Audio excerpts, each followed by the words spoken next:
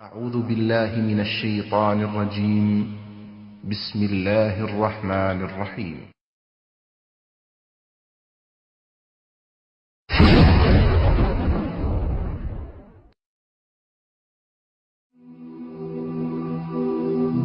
মৃত্যু এমন এক বাস্তবতা যার থেকে কেউ পলায়ন করতে পারবে না। প্রত্যেকটি প্রাণীকেই মৃত্যুর স্বাদ আস্বাদন করতে হবে। আল্লাহ তাআলা পবিত্র কালামে মাজিদে ইরশাদ করেন, কুল্লু নাফসিন যায়িকাতুল মাউত, প্রতিটি প্রাণী ওই মৃত্যুর স্বাদ আস্বাদন করবে। কুল ইন্নাল মাউতাল্লাযী তাফিররুনা মিনহু ফাইন্নাহু মুলাকীকুম, হে নবী আপনি বলে দিন, মৃত্যু যার থেকে তোমরা পলায়ন করছো সে অবশ্যই তোমাদের সাথে সাক্ষাৎ করবে। আইনামা তাকুনু ইউদরিকুমুল মাউতু ওয়ালাউ কুনতুম ফি বুরুজিম মুশাইয়াদা, তোমরা যেখানেই থাকো না কেন মৃত্যু তোমাদেরকে পাকড়াও করবেই, যদিও তোমরা সুদৃঢ় দুর্গে অবস্থান করো।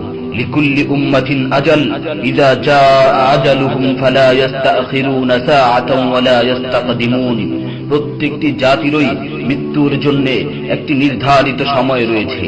যখন সেই নির্ধারিত সময় চলে আসে তখন তার থেকে এক মুহূর্ত আগ পিছ করা হয় না। এই ক্ষণস্থায়ী পৃথিবী যাকে নিয়ে তোমরা স্বপ্ন দেখছো, এই স্বপ্নের পৃথিবীও একদিন ধ্বংস হয়ে যাবে। কিয়ামতের সময় যখন নিকটবর্তী হবে তখন আল্লাহ সুবহানাহু ওয়া তাআলা নিজের দায়িত্বপ্রাপ্ত ফেরেশতাকে সিংহায় ফুৎকার দেওয়ার আদেশ দিবেন।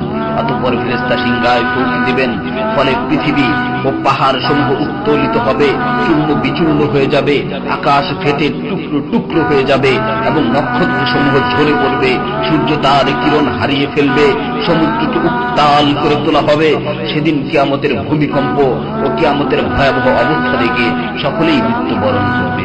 আল্লাহ তাআলা বলছেন, ইয়া আইয়ুহান নাসু ইত্তাকু রাব্বাকুম ইন্না যালযালাতাস সাআতি শাইউন আযীম ইয়াওমা তারাউনাহা তাযহালু কুল্লু মুরদি'াতিন আম্মা রাদা'at ওয়া তাদ'উ কুল্লু যাতি হামলিন হামলাহা ওয়া তারান নাসা সুকারা ওয়া মা হুম বিসুকারা ওয়ালাকিন্না আযাবাল্লাহি শাদীদ। হে মানুষ, তোমরা তোমাদের প্রতিপালককে ভয় করো, নিশ্চয়ই কিয়ামতের প্রকম্পন এক ভয়ঙ্কর ব্যাপার। সেদিন তোমরা দেখবে প্রত্যেক স্তন্যদানকারিণী আপন দুগ্ধপোষ্য শিশুকে ভুলে যাবে এবং প্রত্যেক গর্ভধারিণী তার গর্ভপাত করে ফেলবে। তুমি দেখবে মানুষকে পাগলের মতো, আসলে ওরা পাগল নয়, তবে আল্লাহর আযাবই হবে কঠিন। فإذا نفخ في الصور نفخة واحدة وحملت الأرض والجبال فدكتا دكة واحدة, অতঃপর যখন সিংহায় ফুঁক দেওয়া হবে একটি মাত্র ফুঁক, আর জমিন ও পর্বতমালাকে উত্তোলিত করা হবে এবং মাত্র একটি আঘাতে এগুলো চূর্ণ বিচূর্ণ হয়ে যাবে।